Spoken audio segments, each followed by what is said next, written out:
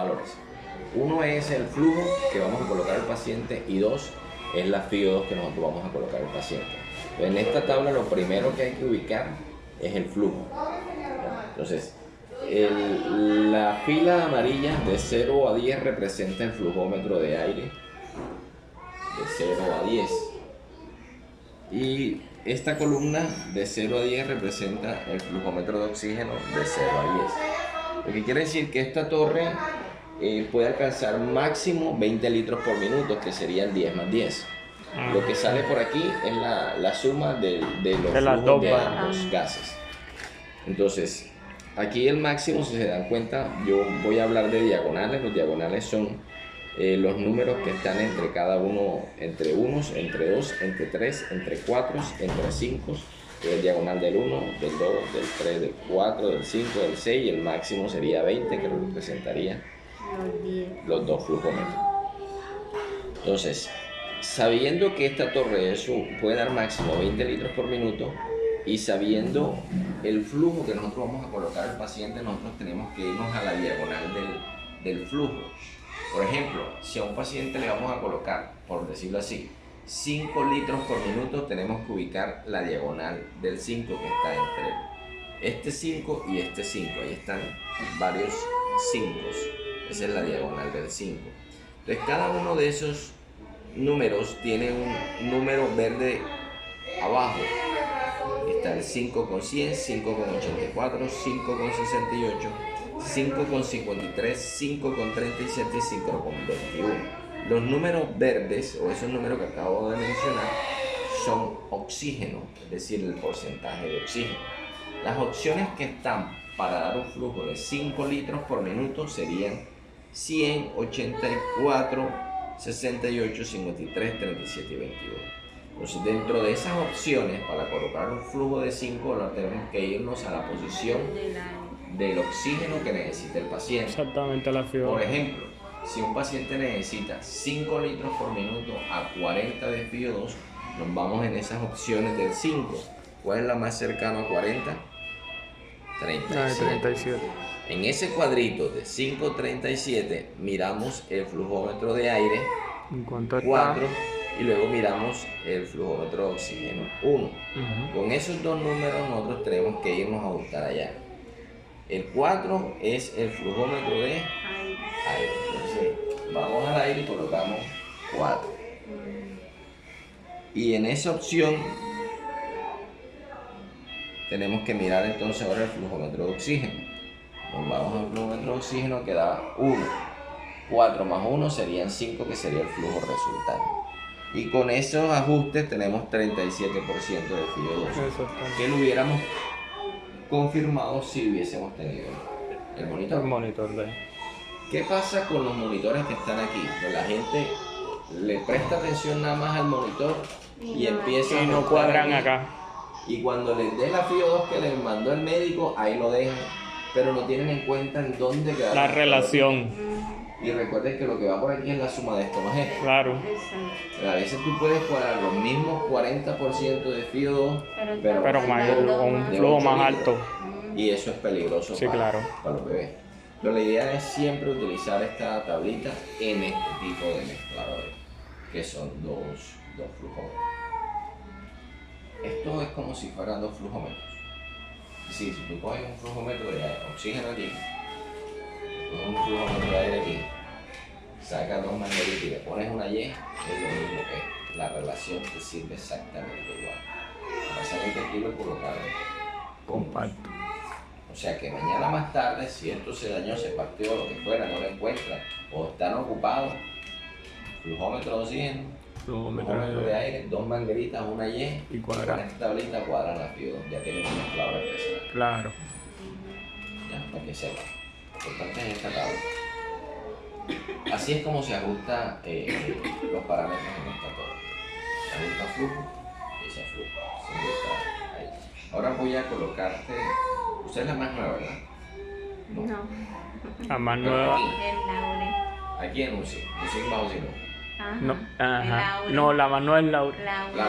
Laura. Que yo le edité la capacitación. No, esa es Joniri. Joniri. Ok. Bueno, ¿y por qué no vino hoy? Ella quedó en Sincelejo. Se fue para Sincelejo. Como es de por allá. Sí, seguro. Bueno, eso es básicamente lo que quería recordar antes de iniciar. Esta capacitación que vamos a ver nosotros ahora es una capacitación nueva. O sea, yo no la había montado, está enfocada más a lo clínico, más que a lo operativo de acá de la torre. Las capacitaciones que yo había dictado anteriormente aquí estaban relacionadas con el funcionamiento de esto, cómo se operaba esto, cómo ajustábamos el tema de las alarmas, las condensaciones y todo lo demás. Esta capacitación está enfocada más a el qué, el cómo y el por qué. Esas tres respuestas es la que nosotros vamos a responder aquí, revisando 4 aspectos importantes en esta capacitación. Esos 4 aspectos es el qué, donde vamos a ver una definición de 3 líneas. Una definición corta, pero al explicar esas 3 líneas van a entender lo que es el alto flujo y quizás puede cambiar su perspectiva. También vamos a revisar el qué hace, es el segundo aspecto que vamos a revisar. Y en el qué hace vamos a revisar el mecanismo de acción de la cánula de alto flujo cuando entra al cuerpo. Ese mecanismo de acción, el que hace cuando entra ese oxígeno en los pulmones, cómo oxigena y todo lo demás. Ese es el mecanismo de acción. El 3 es el que se necesita, que lógicamente ya vamos a revisar las partes de la torre. Y por último es cómo se utiliza.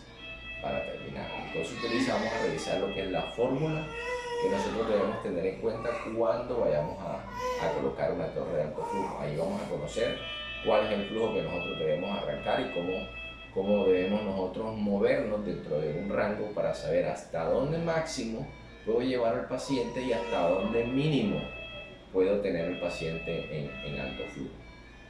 ¿Okay? Teniendo claro esos 4 aspectos, vamos a entender todo lo que tiene que ver con la cánula nasal de alto flujo en neonato. Entonces aquí vamos a revisar lo que es la eficacia de la cánula de alto flujo y también vamos a hacer una comparación entre lo que es la cánula nasal de alto flujo y el CPAP nasal, que son 2 de las terapias que se usan aquí en unidades de cuidados intensivos neonatales. En la definición quiero dejarle claro que la cánula nasal de alto flujo es una terapia no invasiva. No hay nada que entre invasivamente a nuestro cuerpo. Entonces, es una forma de ventilar al paciente de forma no invasiva, que se hace a través de una cánula nasal, ¿ya? Y que aporta oxígeno al paciente por unos niveles más altos que lo convencional. Lo que quiere decir hasta este momento de lo que he explicado es que lo único que difiere la cánula nasal convencional del alto flujo es el nivel de oxígeno, el nivel de flujo. Cuando nosotros pasamos ese límite de que hablamos de alto flujo, hablamos de un flujo por encima del flujo inspiratorio del paciente. Cuando superamos el flujo inspiratorio del paciente podemos hablar de cánula nasal de alto flujo. Cuando estamos dentro del flujo inspiratorio del paciente, podemos hablar de cánula nasal. Con esto, quiero decir que si el paciente está conectado en todo este sistema, con este circuito, con la cánula de alto flujo y con este mezclador, no quiere decir necesariamente que el paciente esté en alto flujo. El paciente está conectado aquí, bien, pero no quiere decir que el paciente esté en alto flujo. Lo único que determina si el paciente está en alto flujo es el nivel de flujo que nosotros le manda. Si estamos por encima del flujo inspiratorio, estamos en alto flujo. Si estamos dentro del flujo inspiratorio del paciente, estamos en cánula nasal, humidificada y calentada. Exactamente. ¿Okay? Entonces, eso es lo más importante aquí con el tema de la cánula nasal de alto flujo. Porque a veces creemos que es que estar en cánula nasal es estar aquí pegado a la pared con el tarrito de humidificación de burbuja fría. Entonces, antes de continuar, yo quisiera preguntarles a ustedes el tema de la cánula nasal a ustedes y cómo lo vienen utilizando normalmente. ¿Lo utilizan en destete o lo utilizan en pacientes que no requieran mayor soporte respiratorio? o si lo traen de ventilación y después lo pasan a cánula nasal y lo sacan, o Nasal. de pronto Pero nasal normal o alto flujo. cuando salen de ¿Por qué? ventilación lo tiran aquí alto flujo o No, a sí, cánula nasal. ¿Sabes? Se está utilizando CPAP. Sí, pa. Raro es el paciente que cuando uno, pero sí se dan los casos de que tú lo extubas y lo dejas en cánula de alto flujo, pero eso es muy raro. Ok. Y poco pediatra le gusta colocarlo en alto flujo directo. Ok. Ya. ¿Y es posible que salga de ventilación a alto flujo? No. No, No, sí. Ventilación que cánula pasar- nasal, no. tampoco. Sí, pap. CPAP. Sí, pa. O sea, ventilación sí, pa y para afuera. Y CPAP se baja a cánula de alto flujo y después ya para afuera.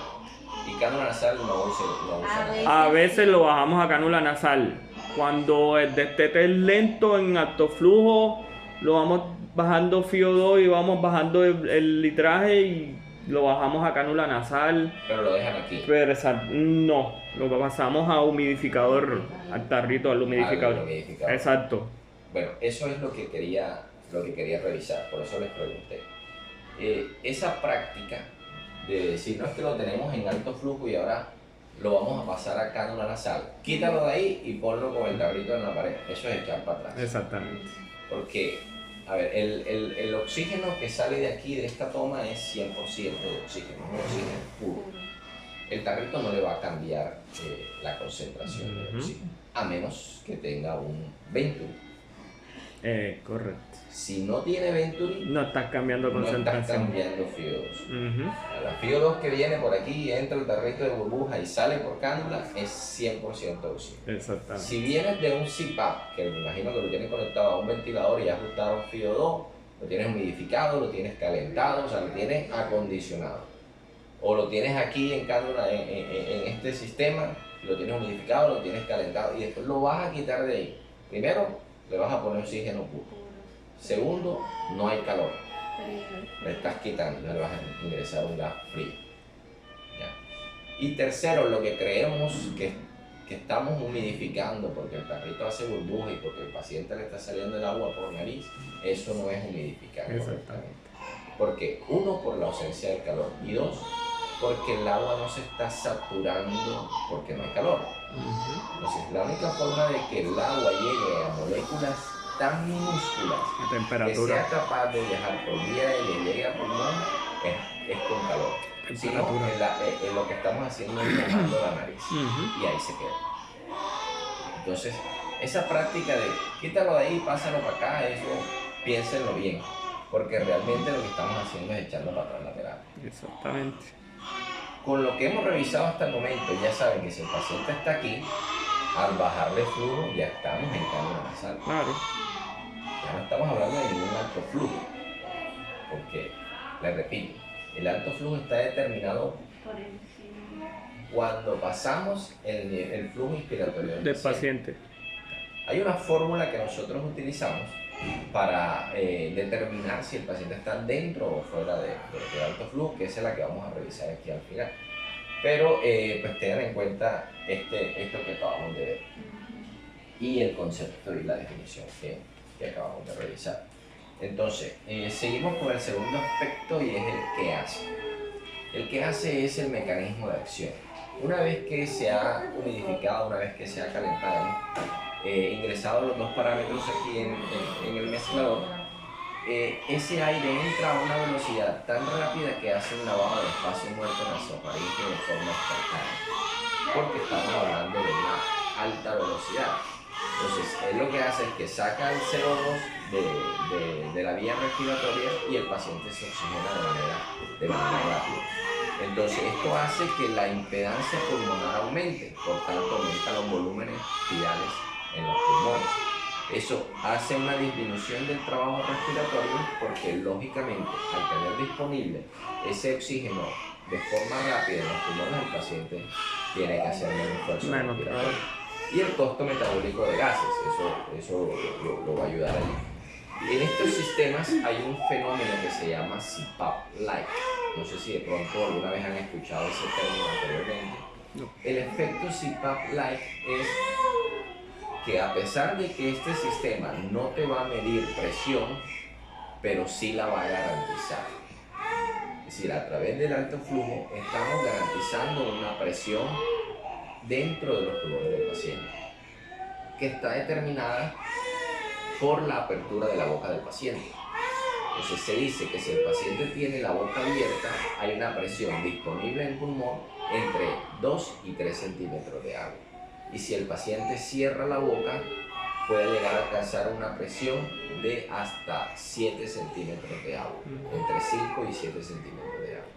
Entonces aquí la presión está determinada no por lo que ajustemos, sino por el mismo la paciente. boca del paciente. Exacto. Entonces, ese es el efecto CPAP-like que ofrece la cánula nasal de alto flujo.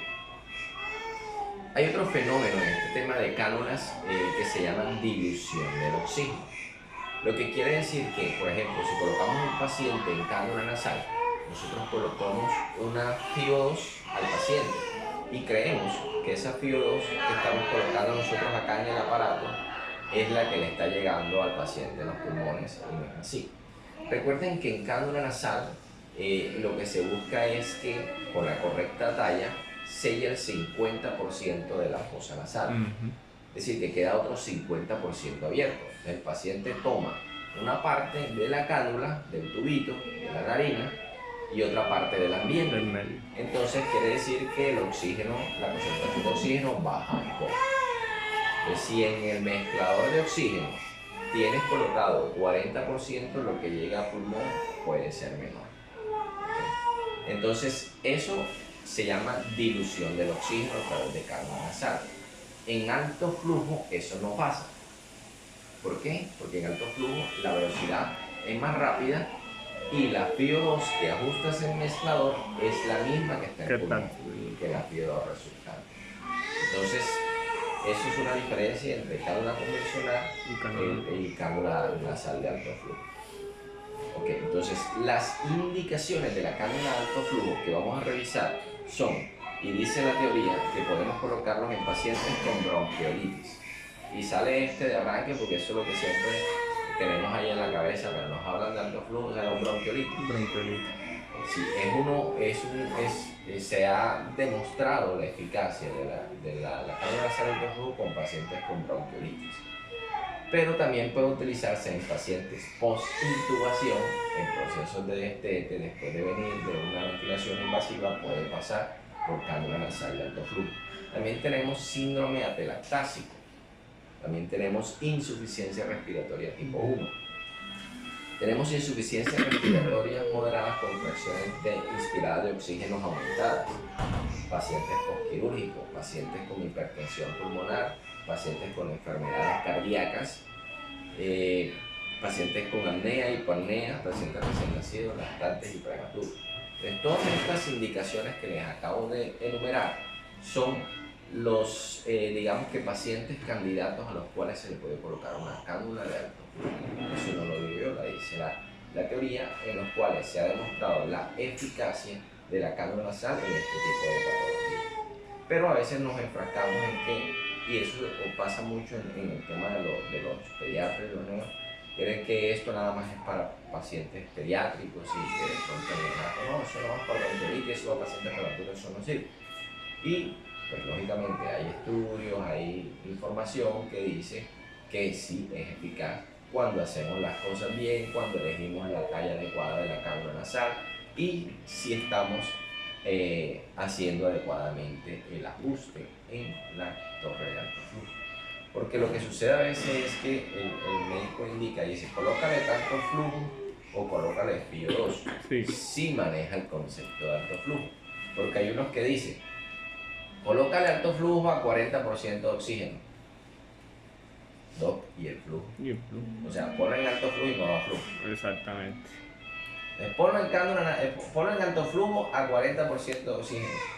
Eso está incompleto. Tenemos que tener claro los dos parámetros. El valor de flujo que vamos a colocar y la FiO2. O sea que el cobro que uno hace lo puede cambiar.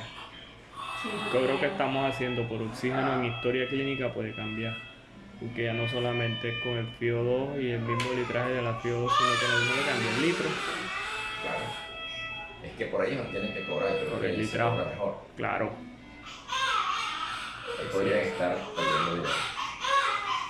Contraindicaciones: ¿en qué pacientes definitivamente la terapia no está indicada? Pacientes con algún tipo de obstrucción nasal, pacientes con algún tipo de alteración de traumatismo o cirugía nasofaríngea, que lógicamente la cánula no va a quedar adecuadamente. Esos pacientes definitivamente no se los puede colocar.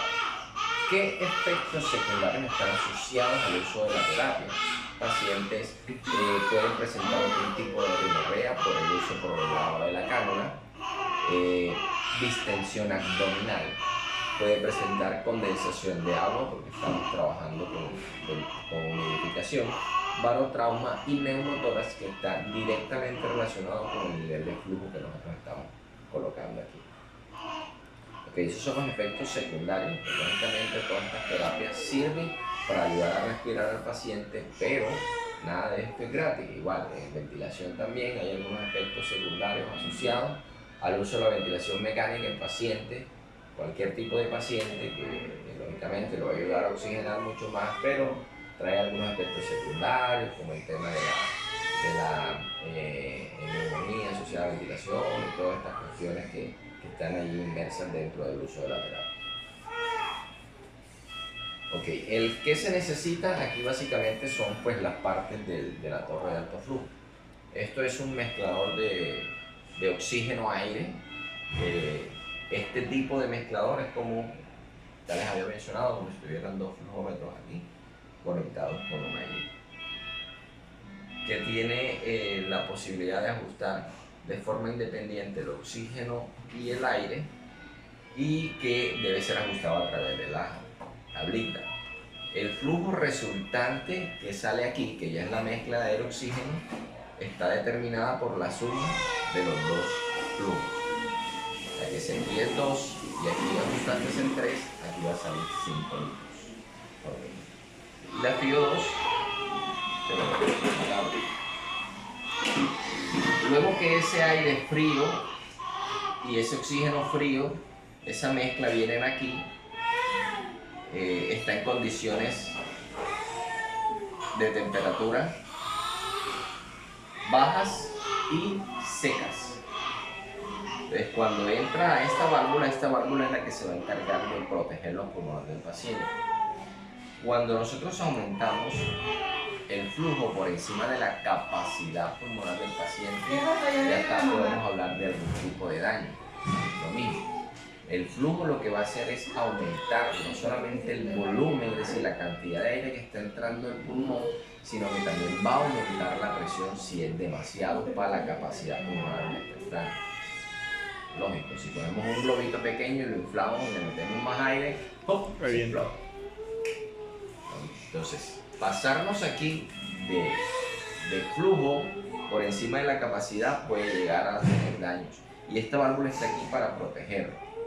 Entonces, cuando esa presión es muy alta, dentro de esta válvula hay un resorte y una membrana de color verde. Esa presión va a ser tan fuerte que va a vencer la fuerza del resorte y ese aire lo va a mandar al ambiente.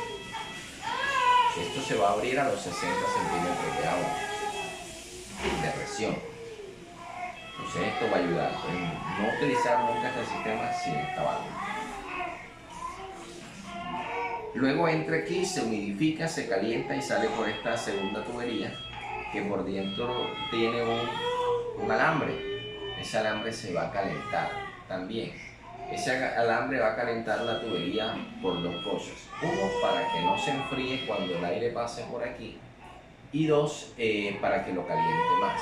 Porque aquí sale a una temperatura, pero finalmente aquí alcanza una temperatura más alta. Luego sigue su camino a través de esta tubería, que es una tubería no calentada. Esta tubería es una extensión del circuito, que la función de esta tubería es dejar el sensor que va conectado aquí, en esta parte que pertenece a la cascada, que es este sensor que está acá, no quede dentro de la cabina si lo estamos utilizando una incubadora cerrada. Pero la idea es que este sensor quede por fuera de la cabina para que la temperatura de la cabina no vaya a afectar la medición del sensor y el sensor vaya a mandar una señal equivocada al aparato y vaya a mandar una señal equivocada al alambre. Pero va a dejar de calentar y se va a condensar. Si metemos eso, lo que vamos a tener es condensación. Sí. Entonces, si lo tenemos fuera de una incubadora cerrada, lógicamente yo puedo quitar esta parte de aquí, tomar este conector y colocarlo aquí, y colocar la cánula ahí. Entonces, esto estamos omitiendo esta extensión. Que si lo tenemos fuera no es necesario, entonces va a calentar aquí y entra de una vez al paciente por cánula nasal. ¿Qué pasa si nosotros le dejamos esto y lo utilizamos fuera de una incubadora cerrada? Lo más probable es que el aire cuando pase por aquí se enfríe rápidamente y se condense. Entonces vamos a tener agua en la tubería y en la cánula. Listo. Por último es el cómo se utiliza. El cómo se utiliza ya vamos a revisar la fórmula. Esa fórmula que nos dice la teoría, que es una guía de cómo nosotros debemos iniciar y cómo debemos nosotros progresar en la terapia. Esa guía, yo tengo una fórmula aquí, pero hay varias fórmulas que están disponibles. La fórmula que yo les quiero plantear aquí, que ha sido determinada por Mussolini, esa fórmula da un rango de trabajo. El rango de trabajo es entre 1 y 2 litros por minuto por cada kilogramo peso. Entonces, con esas constantes entre 1, no es varias constantes entre 1 y 2. ¿Cuáles son esas varias constantes? Pueden ser 1.2, 1.4, 1.5, 1.8, 1.9 y hasta 2 más. Sabiendo que el 2 es el máximo hasta donde yo puedo llevar a ese paciente y 2 es el mínimo. ¿Mínimo de qué? Sabiendo de que si yo me bajo de ese valor que me da, multiplicando el peso por el 1, ya yo voy a estar en cánula nasal de alto flujo, sino en cánula nasal convencional. Exacto. Entonces podemos llegar a ser un poco conservadores si queremos iniciar alto flujo. Al ser conservadores quiero utilizar el rango mínimo, que sería 1. Entonces sería 1 litro por cada kilogramo peso del paciente. Siendo así y aplicando ya a lo práctico, si un paciente que pesa 2.800 gramos, que serían 2.8 kilos, multiplicamos el 2.8 kilos por 1, queda como resultado 2.8 litros, siendo conservador. Si quiero ir un poco más allá, puedo utilizar 1.5. 1.5 por 2.8, que eso me da un flujo un poquito mayor. Ok, entonces, ¿cómo pueden ustedes arrancar? Les repito, siendo conservadores con 1, pero sí, ya en la práctica ustedes se dan cuenta que de pronto mi conservador es el 1.5. Por ahí voy a arrancar con mis pacientes y ahí voy a saber si voy a subir más o voy a bajar. Subir más significa que ya no multiplicas por 1.5 sino por 1.8 o quizás hasta 2, que es el límite. Ok, ¿y cómo lo vamos a evaluar ahí? Por los indicadores. Indicadores en gas, indicadores en oximetría, y sabemos si está haciendo lo suyo. Tanto en flujo como en FiO2, porque podemos pensar que de pronto de flujo estamos bien, pero quizás con un poquito de oxígeno, de FiO2 ya mejora los parámetros y el paciente está respondiendo. O quizás de pronto la FiO2 que le estoy mandando está bien y lo que necesita es un poquito más de flujo. Entonces ahí es donde nosotros tenemos que ser dinámicos en el uso de esto. Claro. Entonces no es como colocar ponle 4 a 40 de FiO2 y ya. Y listo. Respondió no, quítale eso y pásalo, porque eso es lo que de pronto en algunas instituciones hacen, ¿no? Son estáticos en los valores y la terapia ha fracasado, pero nos estamos dando cuenta con este concepto, con esta teoría, de que esto hay que estar como en el ventilador, ¿no? Sí. El paciente responde, podemos saber si subirlo o bajarlo. Modificando y respuesta del paciente así va. Exactamente. Y lo Mire, que vaya una dando. mala selección de la cánula es un factor de fracaso. Seleccionamos mal la cánula, fracaso lateral, por escoger mal la cánula. Entonces tenemos que escoger las tallas adecuadas. Yo tengo una tablita, yo no sé si ustedes la tienen, que nos da como una guía dependiendo del peso del paciente. Sabemos escoger la talla adecuada, porque la idea es que selle el 50% de la fosa nasal. Y las tallas están determinadas por la distancia, la separación de la narina. Los pacientes neonatales tienen el tabique un poquito más cerrado, y a medida que va creciendo se va separando el tabique, pero eso también hay que tenerlo en cuenta. Y también el diámetro del tubito del orificio. Esas dos cosas hay que tenerlas allí en cuenta. Listo. ¿Clara la fórmula? Listo. De 1 hasta 2, máximo 2. Ya hay usted el rango donde como se quiera mover, si quieren considerar que uno va a ser su base constante conservadora, o pueden arrancar con 1.5. Yo sugiero el 1.5. Ahí tenemos un rango hacia arriba y un rango hacia abajo. Lógicamente, cuando nosotros empezamos a descender parámetros en alto flujo, porque la idea es llevarlo al flujo respiratorio del paciente, tenemos que ir bajando flujo y FiO2. Esos son los únicos dos valores que hay que bajar. Entonces podemos dejar al paciente con el nivel de flujo constante y bajamos solamente la FiO2. La meta es llevarla a 21. Y la meta en el flujo es entrarlo en cánula nasal. Y de ahí, chao. Claro. No tiene que caminar para ningún lado. Entonces, así es como se bajan parámetros en esto. Lógicamente, con este tipo de mezcladores es un poco más complicado por el tema del uso de la tablita, que después, que si ustedes lo manejan, no van a tener ningún problema. ¿Ya?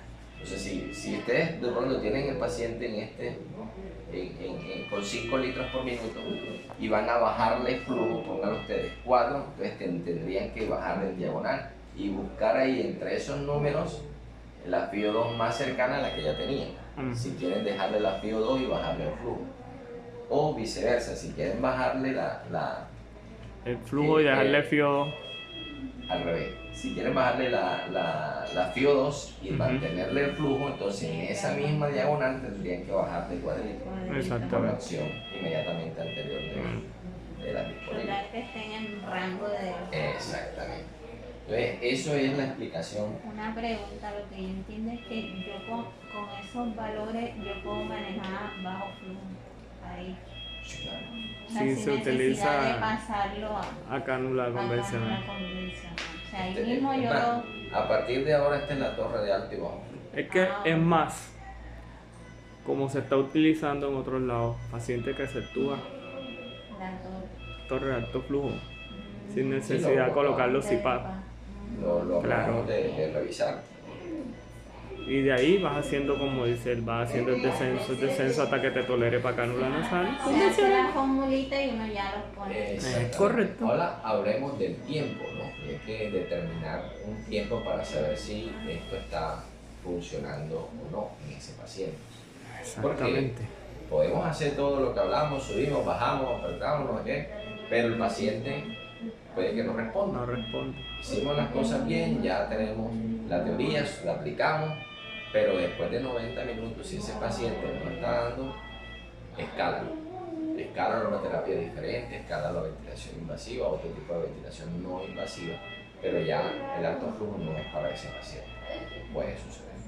Entonces se debe esperar entre 60 y 90 minutos. Con la inmediata, si no te responde. Exacto. Se pasa así, Ok, ahora vamos a hablar de CPAP versus alto flujo. Aquí lo que más se discute con el tema de entre uno y otro es la presión. Yo aquí no mido presión, no sé qué, eso acá yo lo tengo fijo con la presión y ya sé qué presión hay en los pulmones del paciente. Por lo que acabamos de revisar, sí se puede garantizar una presión si estamos haciendo las cosas bien. El efecto CPAP-like, boca abierta, boca cerrada, es lo que determina la presión. Okay. Pero la teoría dice que ambas terapias hacen lo mismo.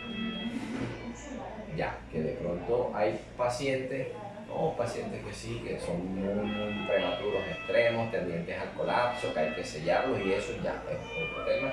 Selección número 1, CPAP. pero es importante que conozcan los beneficios de cada uno y las diferencias entre cada uno para seleccionar la terapia adecuada dependiendo del paciente y no descartar uno porque sí, pues es que me va mejor con el CPAP. Y fíjense todo lo que hay que tener en cuenta con el tema del alto-flujo. El que no maneja esto dice CPAP, seguro, sellas y listo. Pero el CPAP tiene más efectos adversos asociados al uso de la terapia. Entonces, ahí hay que revisar eso. La cánula nasal es menos inofensiva porque tiene una presión un poco más leve. Ahora miren, en estos sistemas de CPAP nasal que se usan en ventilación, es lo que modifica el flujo es el aparato. Tú al aparato le colocas, yo quiero en este paciente tanto de presión, y él te va a buscar esa presión. No le importa si tiene que llevarlo a un flujo de 10 o con un flujo de 2.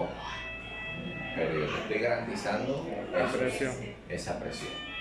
Entonces el flujo lo mueve a su consideración y a la demanda del paciente.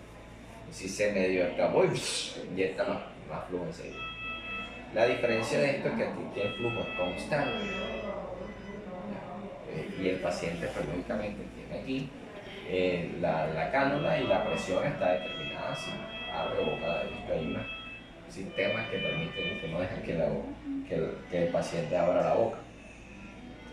Entonces, esa es una de las grandes diferencias entre uno y otro. Sin embargo, los efectos clínicos que se demuestran para ambas terapias son los mismos, que son que disminuyen notablemente el esfuerzo y el trabajo respiratorio del paciente, que es conyugante de apnea en neonatos a partir de la estimulación del centro respiratorio, que disminuye la resistencia pulmonar y que contribuye a las maniobras de reclutamiento alveolar y tratamiento de atelectasia en pacientes recién nacidos producidos por la inmadurez del surfactante. Eso básicamente es la información que yo les había preparado y les tenía disponible para el día de hoy. Algo sencillo, algo práctico. Esta información fue tomada también de varios estudios, varias publicaciones y varios papers que yo tengo disponible en la presentación y también tengo disponibles los papers para podérselos compartir. Ahora, y lo hice de forma resumida y práctica, directa a lo que necesitaba. Ya no puse a dar tanto vuelta ni a hacer tanto análisis con datos ahí que realmente no nos interesan. Aquí pues básicamente lo que buscamos es que ustedes tengan claro el concepto, aprendan a conocer las diferencias, tengan claridad de cómo deben progresar en la terapia y saber pues ya con esto que vimos que esta torre sirve también para bajo flujo y que lo que nosotros ponemos acá pues tiene sus condiciones de 100% de oxígeno y que está frío. Eso se viene utilizando mucho en muchos lugares y todavía a veces quitamos de aquí y pasamos para allá sin saber que de aquí se puede. Entonces, le agradezco mucho pues su atención y espero que si tienen alguna pregunta me la manifiesten y la aclaramos de hoy. Ahora claro.